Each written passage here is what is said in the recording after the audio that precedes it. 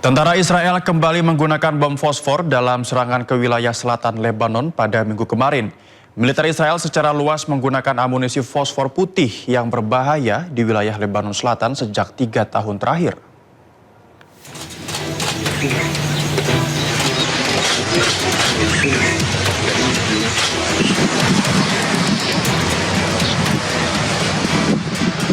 Tentara Israel menargetkan kawasan Yahmar al-Shakif di Nabatiyeh, Lebanon Selatan dengan serangan artileri serta bom fosfor dalam upaya memperluas pendudukan di wilayah tersebut pada Minggu 10 Mei 2026. Amunisi fosfor putih yang dijatuhkan artileri meledak di udara. Sebelumnya pada bulan Maret 2026, militer Israel juga menggunakan fosfor putih yang ditembakkan dari artileri ke arah wilayah pemukiman di Lebanon Selatan, seperti di kota Yohmor dan Nabatiyeh. Militer Israel secara luas menggunakan amunisi fosfor putih di wilayah Lebanon Selatan, terutama selama eskalasi konflik antara Oktober 2023 hingga Mei 2026. Israel menggunakan fosfor putih di daerah pemukiman yang melanggar hukum humaniter internasional. Penggunaan fosfor putih secara ilegal oleh militer Israel di atas wilayah pemukiman memiliki konsekuensi buruk bagi warga sipil. Israel telah menggunakan fosfor putih di desa-desa perbatasan di Lebanon Selatan yang membahayakan warga. Penggunaan fosfor putih yang meledak di udara di atas kota-kota berpenduduk padat memicu kebakaran dan risiko tinggi bagi warga sipil. Fosfor putih menyebabkan luka bakar parah yang sulit disembuhkan dan dampak beracun yang bertahan lama di lingkungan. Pemirsa, lebih dari 10.000 orang menjadi korban akibat serangan Zionis Israel di Lebanon. Dari jumlah tersebut 2.000 lebih orang tewas dan 8.000 lainnya terluka.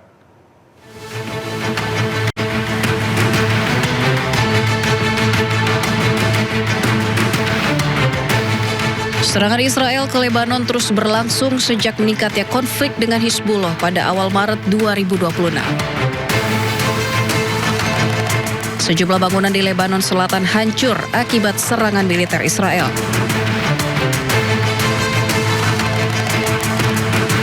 Rakyat sipil pun menjadi korban akibat serangan ini.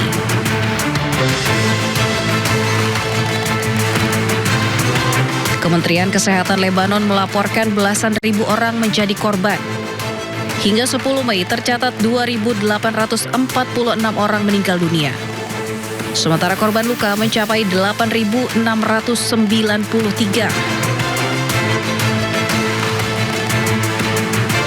Di tengah gencatan senjata yang dibuat, nyatanya Israel tetap membombardir Lebanon hingga jumlah korban pun masih bisa terus bertambah. Uni Emirat Arab kembali menjadi target serangan, pemirsa. Kali ini 2 drone menyerang fasilitas militer Amerika Serikat di sejumlah lokasi. Bandara Internasional Dubai menjadi target serangan rudal. Meskipun sistem pertahanan udara Uni Emirat Arab berhasil mencegat sebagian proyektil, namun puing-puingnya merusak sejumlah area terminal.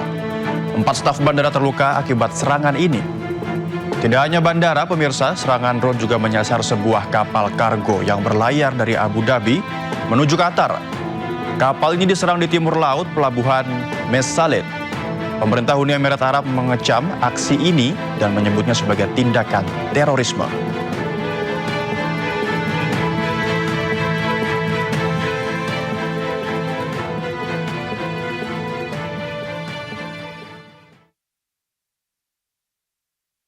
Kondisi pemimpin tertinggi Iran, Mojtaba Khamenei, terus membaik. Mojtaba pun telah memberikan perintah kepada pasukannya untuk tidak menyerah kepada lawannya.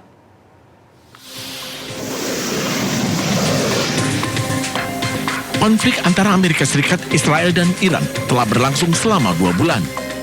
Pulihnya pemimpin tertinggi Iran yang baru, Mojtaba Khomeini, membuat kondisi di Timur Tengah semakin memanas. Sejumlah media di Iran mengabarkan setelah pulih, Mojtaba menggelar rapat. Kepastian pulihnya Mojtaba juga dikonfirmasi Presiden Iran, Masoud Pezeshkian. ما خدمت رهبر عزیزم رسیدیم. نزدیک 2 ساعت و نیم هم خدمتشون گفتگو داشتیم. اولا باید خدمت شما بگم نگاه ایشون، نوع برخورد ایشون واقعا یه انسانی بود صمیمی و متواضعانه. از یه رهبر آدم یه چنین برخوردی به آدم بکنه. Rencananya, Mojtaba akan segera muncul ke publik untuk menyampaikan pidato perdananya. Informasi ini sekaligus menepis klaim Amerika Serikat yang menyatakan Iran sudah tidak memiliki pemimpin lagi. Ya, sementara itu pemirsa, Perdana Menteri Israel Benjamin Netanyahu juga meyakini pemimpin tertinggi Iran Mojtaba Khamenei masih hidup. Meski kondisinya belum diketahui dengan pasti, namun Netanyahu menyebut kekuasaan Mojtaba tidak sebesar ayahnya. Yeah, if you ask me what his condition is, first of all, if you ask me if he's alive, I think he is alive. What his condition is, it's hard to say. You know, he's holed up in some bunker or in some secret place, and he's. I think he's trying to exert his authority. I don't think he has the same authority that his father, the Ayatollah Khamenei, had. I don't think so. That's also creating the disruptions in that. Presiden Amerika Serikat Donald Trump menegaskan militer Iran telah kalah. Trump juga mengklaim Iran sudah memiliki pemimpin lagi. Pernyataan ini disampaikan dalam wawancaranya di salah satu media di Amerika Serikat. Militarily defeated.